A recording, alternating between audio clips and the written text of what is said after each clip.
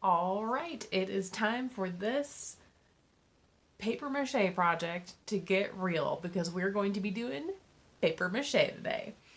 The first thing you need to make sure that you do is prepare your space with a messy mat. So Miss Braun and I will put out some scrap paper designated to protect your tables. You want to make sure that you put this down first before you start doing your paper mache because you're also going to use it to help transport your project to the shelf. It's really important that you keep all of the messy paper mache on this mat because whatever you get on your table or the floor, it gets really slippery. In fact, let's take a second to talk about cleaning up the paper mache. The paper mache it's really gooey. And when you go to clean it off your hands, you might find that if you just go straight for the water, your hands are just going to slip and slide around. What you actually need to do first is take dry paper towels, and those dry paper towels will help to absorb all of the excess paper mache off of your hands. Then when your hands feel totally dry, you'll actually want to go get some soap. The soap is going to help to cut through the paper mache, and then wash your hands with water. So you kind of work backwards. You dry your hands, then soap, and then water. And then you're going to need to dry your hands again. If you drop paper mache or dribble paper mache on the table, or especially on the floor, please wipe it up immediately. Especially if it's on the floor, because the wet paper mache basically turns our floor into like an ice skating rink, which I know sounds fun to a junior high kid, but believe me, it's not fun when you don't know it's there and you go sliding across our floors and end on your tailbone. So it's a definite safety issue. If you dribble it on the floor, you need to stop what you're doing, go get dry paper towels, and wipe it up immediately. All right, so we've got our area prepared. Now I'm going to, I'll start with my fish here. I've got my project on my messy mat. You're going to need to get some white paper, and Miss Brown and I will have either a roll or some sheets of this white craft paper for you to tear up. It's kind of thin and flimsy. So I've already torn mine up. I might even need to tear some of this up into smaller pieces, but you want to make sure that your pieces are about the size of your palm or smaller. It's helpful to have some long, skinny pieces, a whole variety of shapes, and you can also tear them as you go too.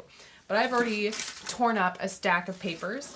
If you don't use all the papers that you tore up for today, we'll have a scrap box out for you to put them in. You can always dig paper out of that scrap box before you get a fresh new sheet of paper. All right, so I've got my papers ready to go. Now it's time to get messy. We'll have buckets of paper mache out on the tables for you guys, and you're going to have to use your hands for this. Some of you will respond very positively to this experience because it's very fun. Some of you will not like the sensation of it. Just think of it as hair gel. And if it helps to comfort you about where this stuff comes from, this is actually just Elmer's art paste. And it is a powdered glue, so it comes out of this box in like a powdered form. And we mix it up with water. So this is actually some paper mache that I mixed up just a few minutes ago. So you can see how it's dissolving. I call it art soup. But it's just, it's kind of clumpy at this stage, but after it sets out for several hours, it will turn completely clear like this, just like hair gel. So you're going to have to use your hands to apply the paper mache to your little strips of white paper. And so I have a little bit of paper mache on my hands. And I'm going to work the paper mache into the fibers of the paper until the paper becomes sort of transparent. So I know it's saturated because I can see through, I can like see the pink of my hands through the paper rather than I can't see that with the dry paper. So I know it's saturated. And I'll save that for just a minute. And I need to smooth it onto my sculpture. You cannot dip and slap. It's not going to work. You actually have to smooth it onto your sculpture so it actually adheres. I know some of you may have been taught in elementary school to dip the papers and then put it onto your sculpture. The hazard of doing that is that your sculptures will get really, really wet and puddly and never dry. And that's when your sculptures can actually grow mold and we have to throw them away. It's disgusting. So it is worth it to take the time to carefully work that paper mache into the fibers of the paper.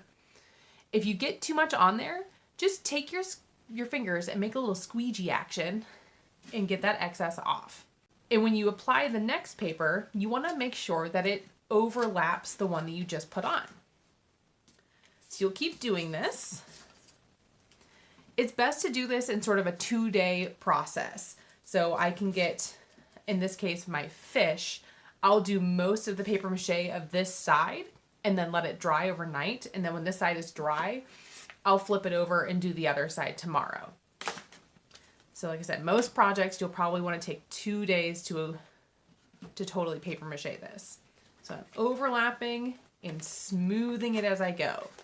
When I get into a little crevice or a little part that's sort of hanging off of the main body, I want to wrap the papers around it. And I might need to tear the papers a little bit to make them fit better.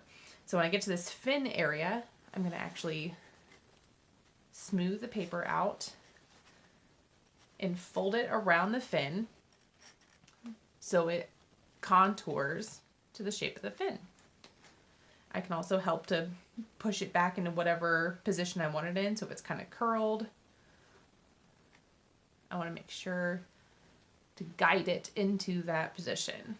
So even things like fins, those of you who are doing leaves where you didn't actually build the paper, or roses, everything gets paper mache on it. And it's going to help to solidify your entire sculpture into one solid object. So those areas where like the tape is just sort of hanging on by a thread, it'll feel a lot more secure once you put this on and you let it dry.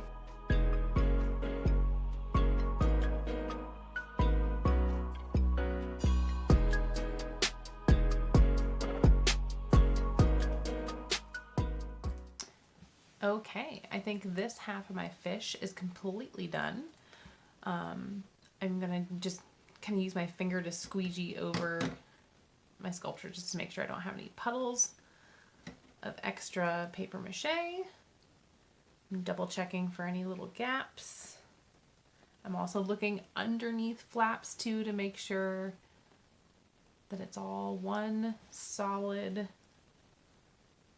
entity here. Okay, so now I'm going to let this dry so that way I can